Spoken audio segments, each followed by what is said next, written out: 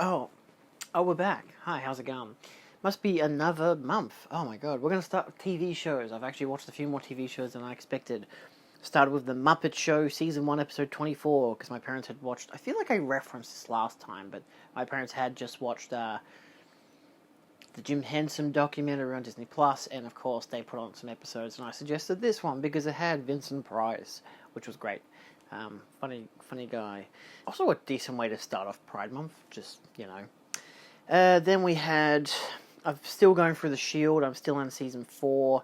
I kind of try to do 2 episodes every couple of days, but, you know, it is what it is. It's taken me forever to get around to watching it, but I do enjoy it. It is a really surprisingly good show. It's just like, I've got an hour to kill, put on an episode, you know? Watched some more of The Simpsons from season 3, watched more of Evil, which is good. Evil season 4 is pretty banging. I'm really enjoying this 4th season. Then we've been watching Doctor Who, which I think is the only... Oh, yeah, Chucky as well, but Doctor Who, this latest season, we did finish it. We actually watched the season 13, episode 9, 10, 11, and 12, which is the Pyramids of Mars series with Tom Baker, the serial. We watched those because the villain for this season was actually in that it was 4 episodes, so we figured. My mate downloaded them, sent them to me, so me and my brother and his girlfriend watched them all. They were interesting. I'm definitely not a big classic Who kind of person. It feels low budget, but then you contrast it to Modern Who, and Modern Who feels over budget. I don't know. It's weird. It's a strange contrast. But they're all cute, you know, cheesy, not bad, interesting stuff. Latest season of Doctor Who, thoughts? I'm mixed on it. I've enjoyed the majority of it. Not every episode, but at least parts of each episode. But yeah, I do like the new Doctor. The new companion was good while she lasted. Yeah, I don't know. It needs to be a longer show. I don't like that it's 8 episodes. I think it's ridiculous. The amount of time that you have to actually do some good stuff is just not enough time. Yeah, I don't know. It was an interesting episode, interesting season. The finale was an okay 2-parter. I liked the first part. Second part, like with most RTD finales, was pretty meh. I don't know. It just feels weird to watch it now. Just because of the way it looks, the way it feels weird. It looks weird. I don't know, I'm so used to old Doctor Who where it's like not in fucking 4K. It just looks bizarre. So, yeah, I don't know. Then we have Chucky, which I've been watching season 2. I binged the first 4 episodes, which I don't like this show very much. I didn't like the first season when I watched it a couple years back. I don't remember most of what happened in the first season, but luckily this has previously on. And hilariously, those previously ons are also the movies, which I find really cute, so that's nice. But the first episode was, like, I gave the first 3 episodes, like, 3 stars. I was like, they're fine. They have elements where Chucky makes up for the bad dialogue and the bad characters. I don't like any of the kids. I don't like how they act. I don't like how they talk. It just doesn't feel right. But see, the 4th episode, which is the most recent one I've watched, I really liked. That was very much a Bound reunion episode, but it was also, hey, what if we had a room full of actors who can act, and none of the kids? And it was great. Even though Chucky wasn't really in it, when he was, it was all fourth-wall breaking stuff, which was really fun, so I actually really enjoyed it for that matter. I liked Glenn and Glenda being in it. It's really nice. It was a good episode, so it's like, so far, the only episode of the whole show I've actually enjoyed, so... We'll see what happens for the rest of it. But let's jump into movies. It is currently the 24th of the month. So, oh boy, let's see. It's been a hard month. I started it with Bloodsport on the 1st of June at the Cinemaniacs, which I gave 3.5 stars, which was interesting. It was not really what I expected, but because it was just purely people fighting in the ring, I'm like, man, this is just Mortal Kombat. Which is fun, you know, it was good with a crowd, really enjoyed it for that reason, so, yeah, pretty good. I'd like to see a better, I know there's a 4K release out, so I feel like that would be a good version to go with, because the version we watched was like, yeah, it was alright, but, yeah, you can imagine all the blood and sweat just in 4K, just picturesque. On the 2nd, I watched House on Haunted Hill. I actually watched it with my partner. I'd never seen it before, and neither had she. To my knowledge, it's my first William Castle film, and also her first William Castle film, and her first Vincent Price film, or at least one where she's actually actively aware as to who Vincent Price is, and that was a lot of fun. That's why I watched the Muppets the same day, because, you know, it was just a great, like, double feature almost. And it was really fun. I gave it 4 stars. I borrowed the Blu-ray from my mates Phil and Katie, because it's really hard to find a Blu-ray. I had to borrow their set, which is the Cinema Cult set, which every single film in that set, which is 8 films, I already had. It was just this one film that you can basically only get a DVD of now because of how out of print the Blu-ray is, because it only was released in sets, which is annoying. But it was really fun, so good atmosphere, creepy, liked it a lot. On the 3rd, I did Valley of Gwangi, which was in my... Same as on the 3rd, I also did Clash of the Titans, both of which were in my Ray Harryhausen video, so you can go check that out. On the 4th, I watched Firestarter from 1984, which I gave 3.5 stars. I surprisingly really liked this one. It was... I don't know, the bad reviews seem to stem from people either wanting it to have been the John Carpenter version it was meant to be initially, or I just wanted to set fire to everything immediately.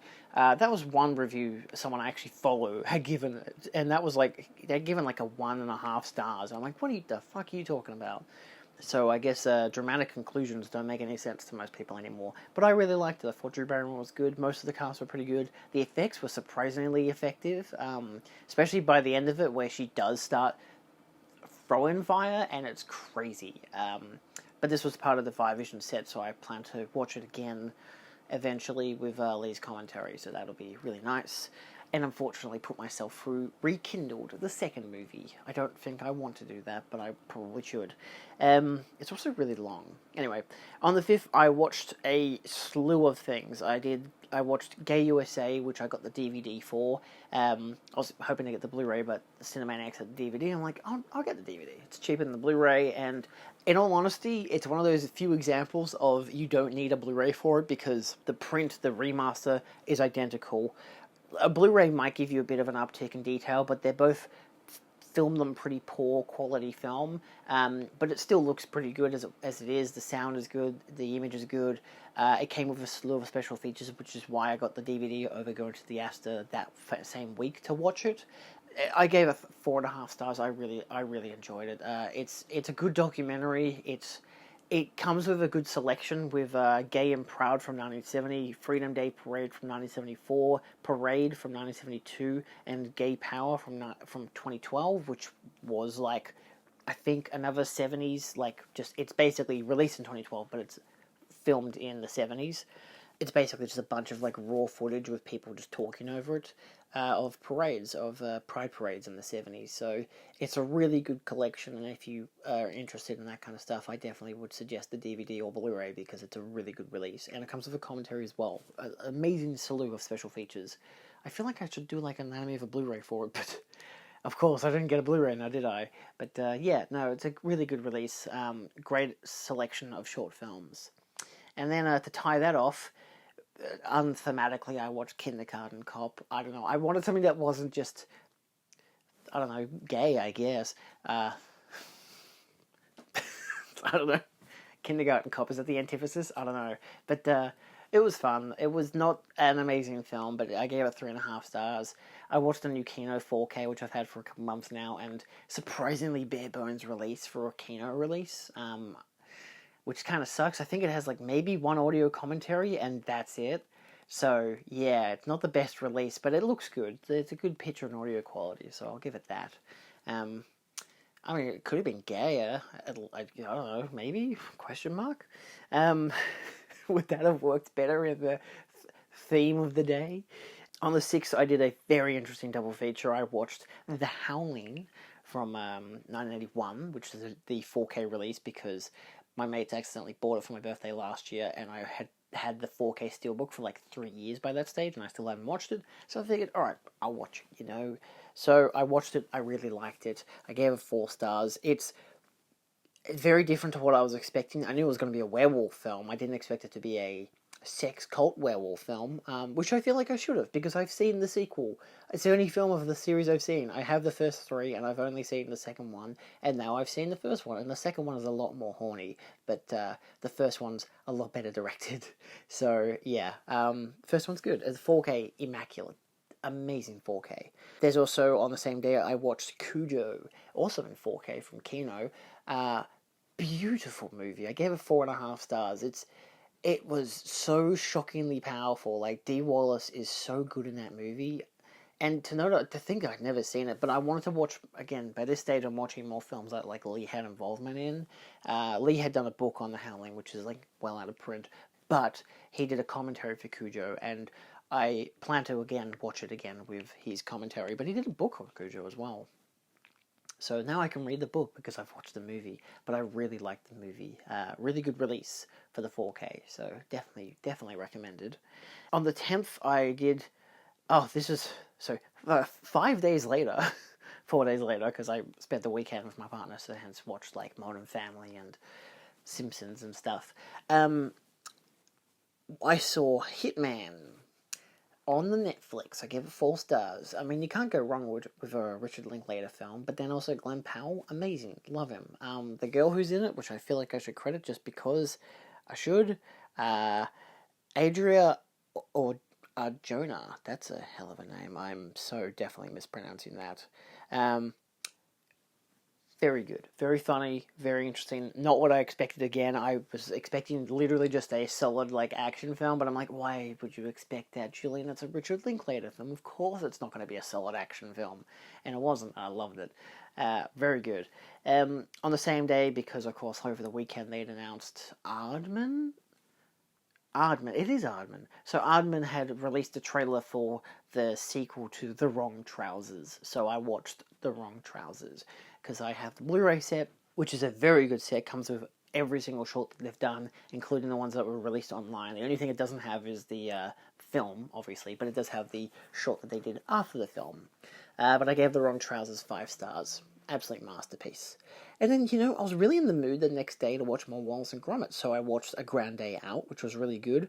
I'm pretty sure I've seen all these before, but I didn't note any of them as rewatches except for The Wrong Trousers, because I know I've seen The Wrong Trousers before. The rest of them I probably grew up with on DVD, but I just don't remember watching them. But A Grand Day Out was really good. I gave it 4 stars. I watched A Close Shave, gave that 5 stars. Another just like, man, this is just good stuff. And then I watched A Matter of Loaf and Death. I think the only problem with A Close Shave and A Matter of Loaf and Death is that they're similar kind of narratives.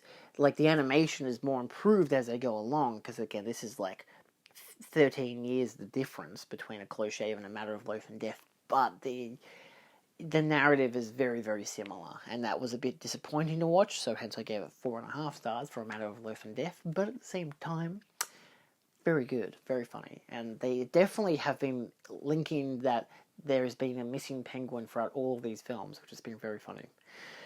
Then I watched A Matter of Loaf and Death, How They Donut, like how they done it, just a making of on the Blu-ray, pretty good, and Wallace and Gromit's Cracking Contraptions, which is like basically another like half an hour, but it's just a bunch of little 2 to 4 minute short films. So it's maybe actually an hour long. It says it's like 30 minutes on Letterboxd. Actually, it says it's 20 minutes. I'm pretty sure it's 30.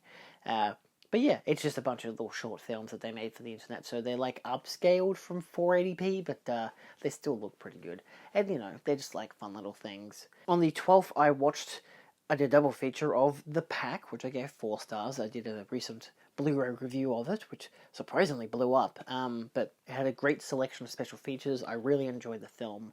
Definitely worth checking out, especially the Scream Factory release. And I double featured that with Ants. Or it happened at... What's it called? It happened at something Manor. It's not going to tell me... Oh, I'd have to change the poster art, won't I? Maybe the top review says it. Or maybe not. I don't know. It's just like it happened at like Blywood Manor or some bullshit. I don't know. Either way, I gave it 2.5 stars. Not a great film. Easily a cheap made-for-TV movie, but it gets better as it goes along. Like, once you get past the soap opera stuff, it becomes a really interesting thriller about a bunch of, like, virus-heavy, man-eating ants. Pretty crazy. Not very gory at all, but again, I liked it. I still thought it was fun, but it's not great, but it's okay. Again, that's a Kino release, I believe. Another one that Lee had worked on. So double feature eco horror, always a good thing. And then I watched Chicken Run, which I gave 3.5 stars. I hadn't watched this since I was a kid, so I was unaccustomed to how it went down. But then I was like, yeah, it's not bad. It's good. It's one of those. The animation is great, but the characters in the story not so much. It's all right. I still enjoyed it. It was fun, and it's very much a Holocaust allegory, which is very obvious, especially because I remember it being on Foxtel a couple of years ago, looking at the screen and being like, man, I think this is a Holocaust allegory. And by that stage, I didn't know that it was because I hadn't rewatched it. And then, of course, finding that the Mel Gibson is the lead, well, one of the two leads, and I'm like, oh, I wonder if he knew. Anyway, then I watched Poultry in Motion, the making of Chicken Run, because, again, special features. Not bad, it's insane the amount of detail they put into these films, though, so that was pretty good. On the 15th, we went to the Cinemaniacs and watched Roller Coaster, which I gave 4 stars. It was really fun. John's presentation beforehand was really nice and informative. One of those classics, you think it's a bunch of crazy stuff at a roller coaster park, but instead it's actually a cat and mouse chase thriller about a guy blowing up and setting fire to different roller coaster parks to blackmail the guys who are in charge. Really good, really, really tense. Just a really fun film overall. I definitely would recommend it. It's really fun. On the 17th, I double featured with Phil and Caitlin. We went to the Astor and we watched Creature from the Black Lagoon, which I have apparently never given 5 stars. I gave it 4.5, which I think,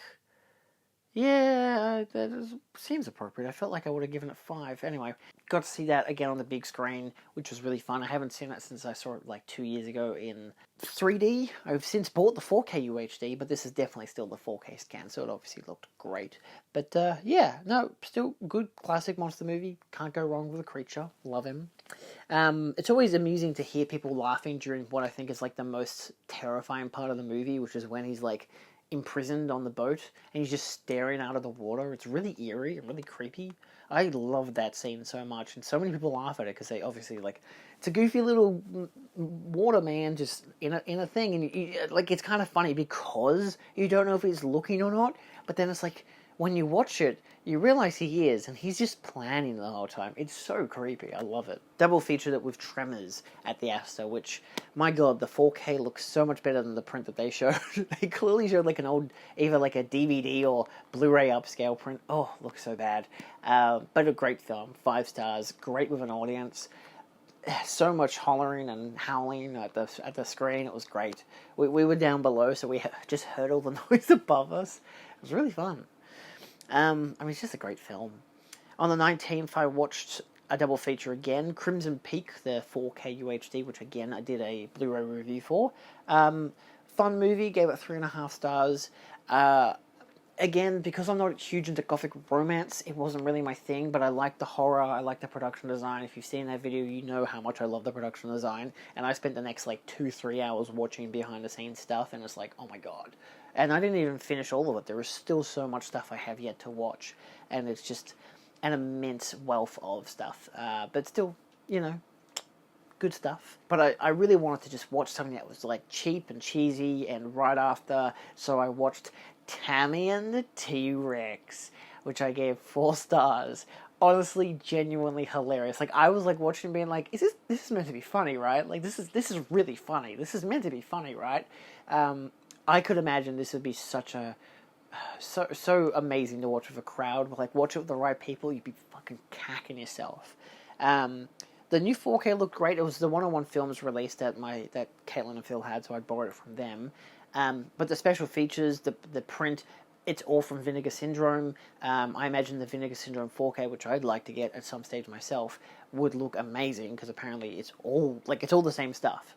And the special features are really good as well. So I'm yet to watch the commentary, but all the interviews are really good. So definitely recommend that as well. Very funny film. Very stupid, but just so beautiful. So funny. Then I watched on the 21st, The Day of the Locust, because Donald Sutherland had passed away, and I was like, I'd watched all of his greater films, you know, like the ones that are noteworthy, the ones like, yeah, Hunger Games. I know, not great, but like, I'd already watched that last year. I'd watched Invasion of the Body Snatchers earlier this year because I got the new 4K, and I'd watched Don't Look Now in February for my January. So I was like, what else can I possibly watch? So of course I watched the Day of the Locust. I already said that before. Yeah, I gave it 3.5 stars. Yeah, 3.5 stars. Good, long, good. I've actually bought the Arrow video version now because I had watched the imprint one, and the imprint one, despite some good special features, awful print. So apparently the new one from Arrow, a lot better, also has a commentary by Lee, which is great. Cannot wait to listen to that. I will probably just put on the film, have his commentary play, and be like, wow, this looks so good. Now let's put stuff on the shelf while I listen to him talk for 2.5 hours. That'll be a nice day, hopefully. But yeah, so interesting film. One of those classics. Oh, Hollywood, ain't it kind of shit? It's like Babylon if it was set 10 years later and filmed in the 70s. But no, it was good. Donald Sutherland was really good. The last 20 minutes are crazy good, but it gets you interested. It's slow, but it's a good drama. So, yeah. On the 22nd, I did a double feature of Bound, which, you know, I don't have the Criterion 4K. I've heard it's very good, but I do have the old Arrow Video Blu-ray, which already still looks pretty good. Just a standard HD remaster, but good special features, nice release. Gave it 4.5 stars. I plan to do a viewing of all of the films by the Wachowskis within the next month, just because I feel like it. Like I want to rewatch the Matrix Resurrections, but I'm like, I kind of want to dive through like all of their films again. But even though that means I got to watch Speed Racer again, which is not a bad film, nor a bad thing. I literally just don't know how I said film instead of thing, but still, love the film. Literally watched it last year, so I'm like, do I really want to watch it again so soon? But it's like, sure, why not? I should. It's great. I mean, can't go wrong with any of their films. What else is... there is Jupiter Ascending, which could be interesting to rewatch. I do like all of their films. I have no grievances with any of them, so, yeah. And then I watched Dark Water, the Japanese horror film from 2002. Not a spooky ghost film, more of a really depressing drama. Very good, though. Just really beautiful atmosphere, great performances. There are some scary sequences, sure. It's still a ghost film, and a tantalizing mystery and whatever. But, yeah, and the 4K UHD looks amazing. I was really thinking, like, damn, I really did not need to get this film on 4K. But then I'm watching the special features, and one of them includes, like, footage from the old Blu-ray, and the old Blu-ray looks fucking awful. And I'm like, oh, wow. And I looked it up, and apparently the old Blu-ray looked really bad. But the old Arrow Video Blu-ray didn't look very good. But the new 4K UHD really, looks amazing. And to be honest, it looks amazing. So, and good special features, too. So, can't go wrong. But yeah, would make for an interesting double feature with Ringu, if you kind of don't want to be as terrified as much as Ringu is terrifying. So, yeah. But not bad. Interesting film. And then, most recently, I watched Tourist Trap, which I actually watched the uncut version because Phil and Katie had lent me a copy. Because I had the Blu-ray for a couple years, watched it, turns out it was the PG cut, I guess you could say. And I gave it 4 stars, again, even though I wasn't really swayed either way, and watching the uncut version I expected something new and different, you know, like some more blood and gore or something. Turns out, no, it was just like extra plot scenes, so I'd still say go with the uncut version if you're going to watch anything, but it's not different if you've already seen the, like, standard version. It's just got, like, 2-3 extra scenes that's just plot stuff, so... It's still good. It's still good additions, you know. It's one of the scenes is pretty creepy, but for the most part, I was watching it like, I feel like I watched this yesterday. Like, this is crazy. And I watched it back in November, so yeah. I probably should have just looked up what the extra scenes were and probably avoided rewatching it anytime soon. Even though I knew I was disappointed the last time, being like, man, I could have watched the uncut version. It would have been so much more impressive, but no, it really, really wasn't. So, yeah. Anyway, what else did I watch this month? Next up, we have Beverly Hills Cop and Beverly Hills Cop 2. I gave the first one 3 stars. I thought it was pretty fun. The Blu-rays that I have is all like 4K restorations. They're not the 4K UHDs, but they look nice. First one was fun. It was a bit up and down about it. I wanted more comedy and kind of less action, more character stuff, less let's just shoot a bunch of people because we're cops. So I think it's alright. It's a pretty fun film. I think I'll grow to like it a lot more upon rewatch. It feels very much like Lethal Weapon 1 to some degree. I think the first and second of both films are a great comparison towards each other, because Beverly Hills Cop 2 I gave 4 stars, and I really liked Beverly Hills Cop 2. It just like ups the ante with the style, with the comedy. It doesn't have as much action, but I kind of like that. It's more stylized, and when they do have it, it's very explosive. Like, it all rounds into one explosive finale instead of just a bunch of people being shot. But I really liked it, actually. I thought it was like really funny. I really liked the characters. It just feels a lot like Lethal Weapon 2, just a bunch of crazy shit happening for like an hour and 40 minutes. So I really enjoyed those two. I'll watch the third one in a minute, but we'll see how that goes. But I did finish Chucky Season 2. I watched the last 4 episodes, which I am more positive towards, actually. I did enjoy the episode, was it 5, 6, and 7? It felt like it's a 7-episode series, realistically. I like how it all rounds out. It's got that Stranger Things shitty narrative device of splitting everyone up at the start and then having big events happen that combines them together to face off against one enemy or whatever the fuck. In this case, they are doing an exorcism on Chucky, which I think was pretty fun. Nice idea. Interesting way to like combine the voodoo stuff with like the Catholic Church, so or Christian Church, whatever. But still, it's like it was fun. I enjoyed it. Their characters weren't too frustrating, but whenever some of them were like by themselves, they'd still have stupid lines of dialogue like, hey, we should like talk about the problems that we've been dealing with. It's like, no, we've got bigger fish to fry right now. Everyone's prepping for an exorcism. You can have like a 5-minute chat to kind of like smooth things over. But instead, they wrap it all up and then have just enough tag-ons to be like, oh, this person's been shot, that person's dead, we'll see what happens with these people. And then the next episode resolves all of it. It's the Christmas special, even though it's still episode 8, so I don't think it's meant to be a Christmas special. It's called Chucky, actually, because clearly it's Love Actually.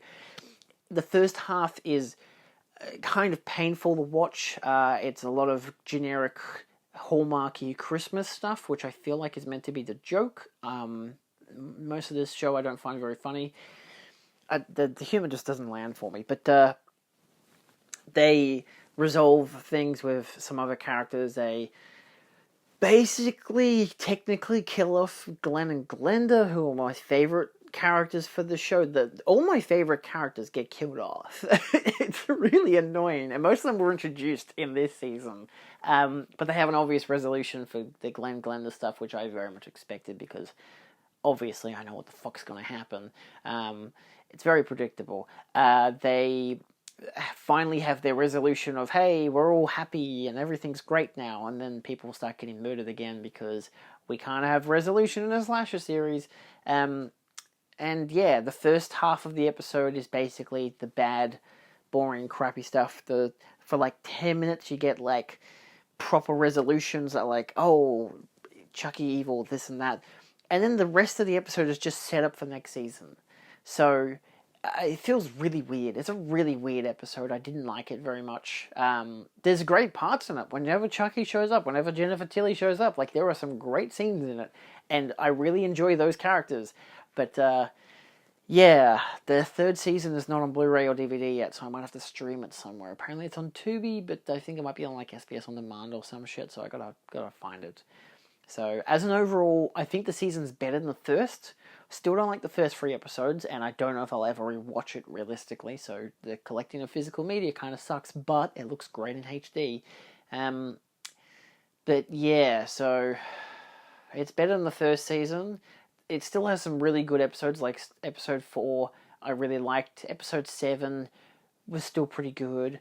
But yeah, it's just a strange show. It's so bizarre. It's like really hard to figure out who the hell is this show for. Like, clearly it's for Chucky fans, and that's great. But I don't know. Maybe you got to be completely cool with Don Mancini's kind of weird writing, and then you got to kind of deal with how shitty the teenage characters are. So I'm like, well, clearly that's for like the new audiences, but they're like still poorly written and cliche as hell.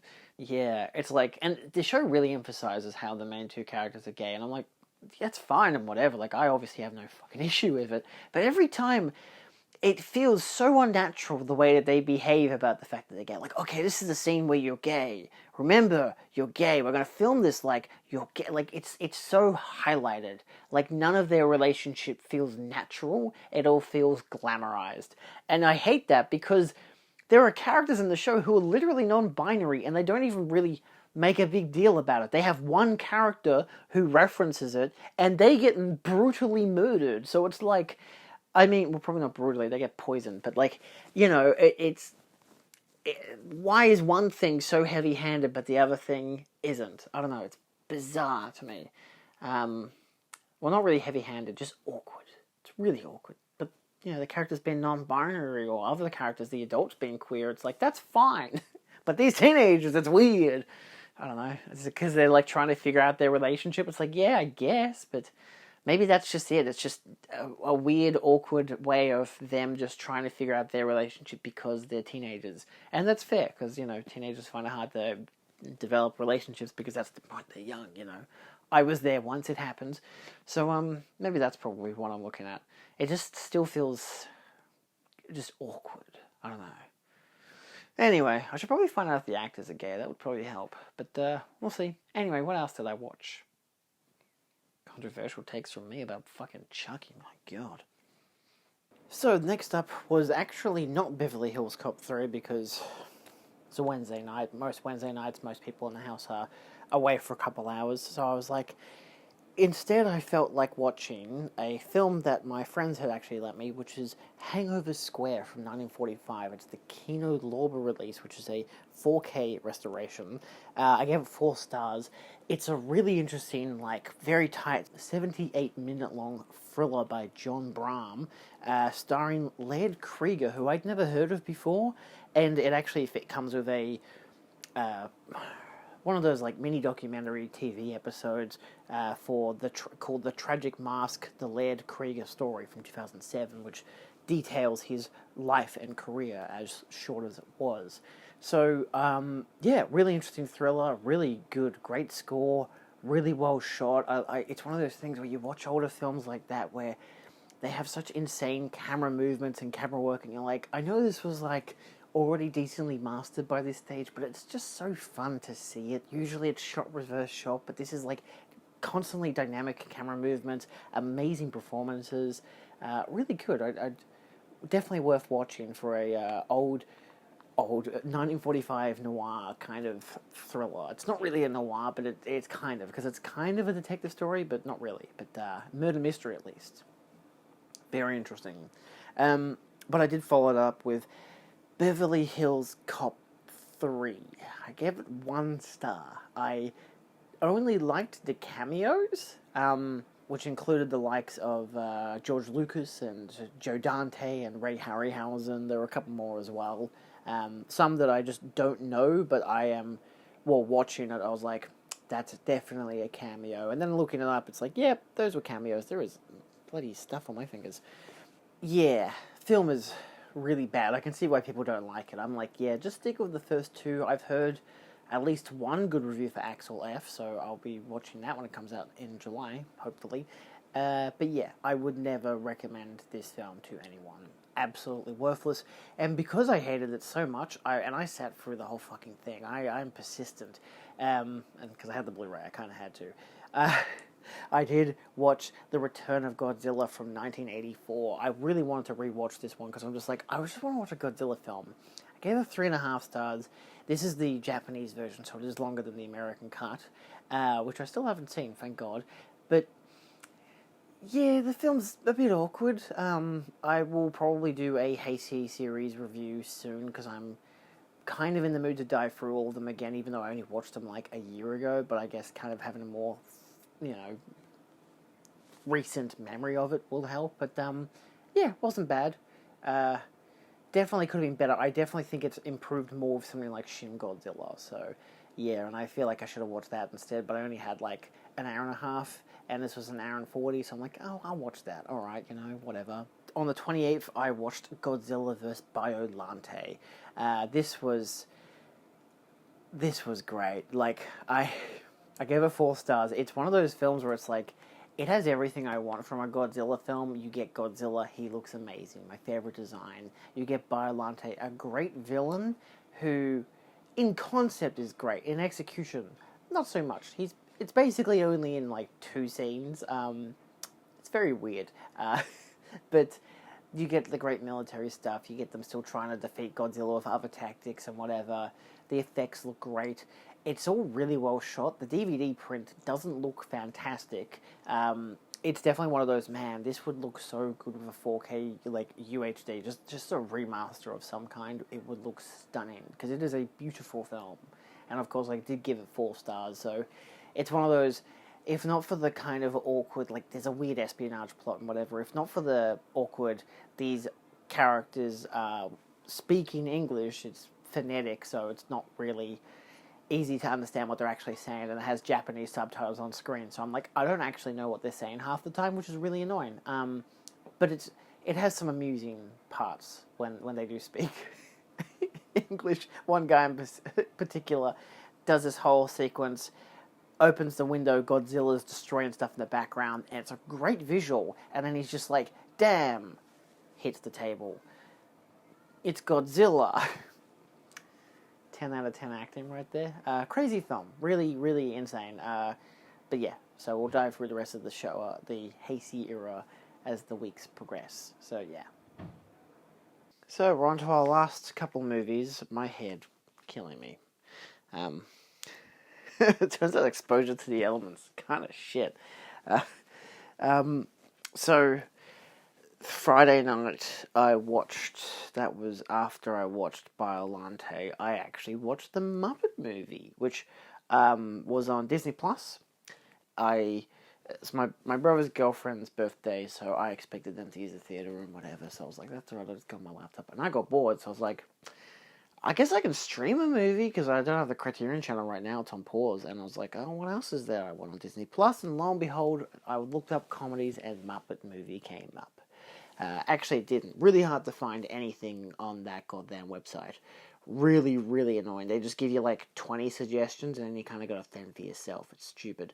I realized, I was like, oh my god, I haven't seen the Muppet movie, like, ever. I haven't seen a lot of them. I only saw the Christmas Carol for like the first time like 2 years ago. So it's like, I didn't grow up on the movies. Strangely, the shows, yeah, but not the movies.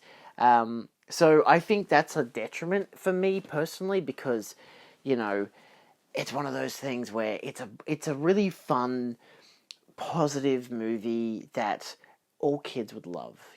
I would have loved this movie as a kid. I would not have understood most of it anyway, because a lot of them are just cameos by people, like, there's Mel Brooks and stuff, and like, I understand who some of the people are.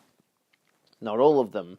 But that's also kind of like the perk of the show. Like, the show was, each episode was another guest, and that's kind of like what the movie is. Like, the movie still has its moral center about, stop being in a place that you don't enjoy, and find people that you enjoy and that you can be loved by and be respected by, like, again, there's a whole scene near the end where he talks literally to himself about how all these people are following the same dream that he's following, because they all have this same dream, and they trust him, but also they trust themselves to find this dream. I'm getting the moral message really confused, even though they literally spat it to me. I got a headache. I cannot talk properly. I gave it 4 stars. I liked it. I didn't love it. It was one of those... It was like... I know there's a lot of good quality here. The Muppet stuff is amazing. Him on the bike is just fucking mind-blowing. The jokes are great. The bear left, frog right, the fork in the road. So many great jokes. Orson Welles. My god. It's one of those, I need to grow on it, but I know, like, this is a good level. I'm happy to start with 4. I was going to go 3 stars, and then I saw everyone's reaction, so I'm like, actually, I think I'm wrong. I got to reconsider my approach here. It's just that don't think I was completely in the right mood to watch it, but it was still good to watch, so I enjoyed it. I imagine I'll love it a lot more. Rewatch, and with the right people as well, so, yeah. But very nice. On the Saturday night, we went to the Cinemaniacs and watched To Live and Die in LA, which is a William Friedkin film. I gave it 4.5 stars. I didn't actually write a review for it because I was at the Cinemaniacs with friends. It was such a night that I didn't know how to convey my thoughts and my emotions towards the film. I love its style. I love its approach visually. It's gorgeous. I like this detective narrative of there's all these things that have to happen before they can all kind of connect. And then whilst they're interconnecting, you're kind of realizing that something's going wrong here. The main characters aren't realizing it, but you are. And then they realize it, and then they realize how fucked they are. And it's great. It blows up in their faces. I love it. It's a beautiful film. It has so many amazing shots to it. There are so many mirror shots. Not a lot, but like enough that by like the end of the film, they kind of emphasize it for its visual language to be like, obviously, the obvious metaphor. Oh, it's reflecting, like, these people are the same as those people.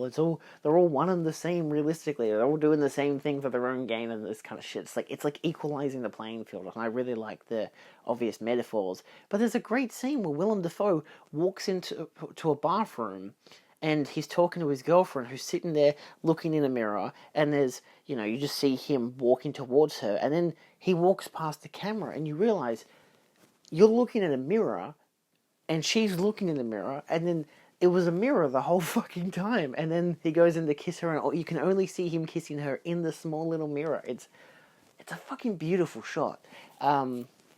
Yeah. Great soundtrack, wonderful on the big screen. Hadn't seen it before. I've got the Arrow release, and which is already a 4K restoration. I'm sure this was the same print because it looks amazing. I know there's a new Kino 4K UHD as well, which is like, I might get it if I get it for cheap one day. But for the most part, I was really happy with the way it looked. So yeah, good film. Really, really dug it. And that was great too, because Guy was there, and Helene never seen it. I mean, me, Caitlin, Phil, and Helene had never seen it. And they all were like, yeah, it was fun. And I was like, this slaps. It was really funny too. Great crowd with it. There's like 180 people there, which was really good, especially for the Cinemaniacs. It's like really great to see a big turnout. So, yeah, that was really nice. And, of course, because there was a lot of notable things. I saw Hyundai again, hadn't seen her since the funeral, and she had brought some of the Blu-rays that I'd ordered, which was fucking amazing. They will be in a video next week with the other stuff that's coming in this coming Saturday, which will be for the, Little Shop of Horrors Director's Cut, which I'm exceedingly excited for, even though I've got to film in Werribee on that day. At least currently I have to. But I'll be getting more Blu-rays then as well. But I got from Hyundai The Day of the Animals, which I watched today, and I was like, hot damn. I love movies from 1977, my favourite year of film, strangely. It's just one of those years where I'm just like, it's notable, because there are so many great movies I've seen in that year. I'm like, fucking lot of good films this year. Yeah, beautiful film. Severin release, great remaster, great release overall. Bunch of interviews and stuff. Lee did a commentary. It was why I bought it. But also, that'll be again in the next mail video. I'm stockpiling them, same as like Godzilla X Kong and stuff like that. And I got some Madman, some Umbrella stuff. There's so much stuff coming in. But yeah, really enjoyed the film. It's one of those, I gave it 3.5 stars. It's one of those great eco horrors where it's like the obvious the messaging is very on the nose. It gets it out of the way immediately, and then just kind of plays with it in a visual style, which I really like. It's one of those films with a lot of animals, and you think, oh, a lot of this is going to be stock footage because it's animals, but it's not. And you can tell because they all have the same visual flair where whenever you see the sun, it like bleeds through these like colory patterns, and it looks fantastic. Like clearly the smudging the lens with Vaseline kind of thing really emphasizes the light, because they're meant to emphasize the light is breaking through the ozone layer because we're polluting the atmosphere, all this kind of stuff. Obvious messaging. But the animals seem to really have a mind of their own, and you can tell, like, they're thinking, they're looking, they're, like, planning, just through the shots that they use, and it's so great. The cast is really fun. A lot of them are, like, TV actors and stuff, but Leslie Nielsen's there, and I'm like, fuck yes, Leslie Nielsen, he goes mental, he fights a bear. I mean, what else do you need? Fun film, totally worth watching. And then I followed up for the last film of the night with Night of the Lepus, which is a Scream Factory release, a 2K into positive remaster. Nice transfer, actually, surprisingly. It's a giant killer rabbits, and you think that's a cheesy idea, and it is a cheesy idea, and it's filmed in a cheesy way, but at the same time, they actually utilize a lot of miniatures to make it look like the rabbits are gigantic, and I really like that, and most of the scenes are at night for the rabbits to be there, obviously, because it makes it look more convincing. But then even Janet Leigh's there, again, one of those, you'd know some of the faces from other movies and TV shows and stuff like that of the time, because it's the 70s, this is earlier 70s anyway. But yeah, another great eco-horror of when does science go too far? And the answer is giant killer rabbits. So it's goofy as hell, but it's got a large amount of gore. I was surprised about the amount of blood and gore that's in it. A lot of great close-ups on rabbits just kind of going crazy and killing people. Yeah, it was fun. It was cute. It wasn't boring. These are all 80-minute long films, so they kind of get it over and done with quick enough, but you have enough setup, and then it just goes straight into it. The thing with Night of the Lepus, which I think is a detriment, because I only gave it 3 stars, where it's like, the characters aren't as interesting, the plot isn't as interesting, a lot of it's just kind of like herd logic and whatever. The benefit is the soundtrack and the creepy sound effects, and seeing the giant rabbits in rabbits on miniature sets. It looks fantastic. It does start with a lot of stock footage mostly of rabbits being, basically killed and whatever, which is not great.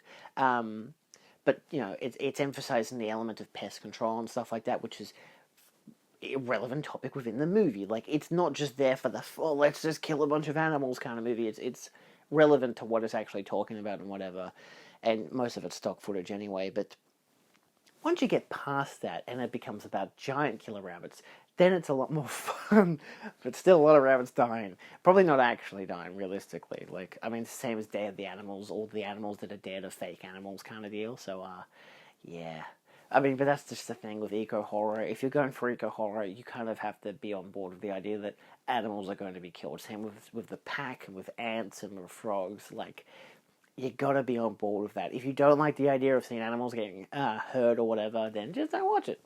It's pretty simple. But ironically, I watched these 2 releases, because Lee did the commentaries for them, and they're films that, he was such an avid supporter of, animal rights, and yet he loved eco-horror, and it feels like such a strange, conjunction. How could he love eco-horror, but then also, love animals, but then at the same time, I guess I do too. So, I guess it's just, he just really enjoyed them. And honestly, I can see why they're really fun. So, I really want to dive into his commentaries and his whole book talking about it, because why the hell not? So, yeah, overall, not bad. Pretty fun films. I met, actually, I got his card. The guy from Imprint Vivision, Josh Hibbert, the director of content. I have his business card. I met him. He was at the Cinemaniacs, because he had been in Cannes. Same as the guy who actually presented To Live and Die in LA. He'd been at Cannes as well, so he had a little eulogy thing for Lee before the film, which I was kind of not prepared for. I didn't, they're obviously going to reference Lee every time and whatever, and I knew that was going to happen, but I didn't know he wasn't there and that he was out of the country when it happened. I think he might have been there for the wake, but at the same time, Josh was there. He was apparently there at the wake. I didn't see him.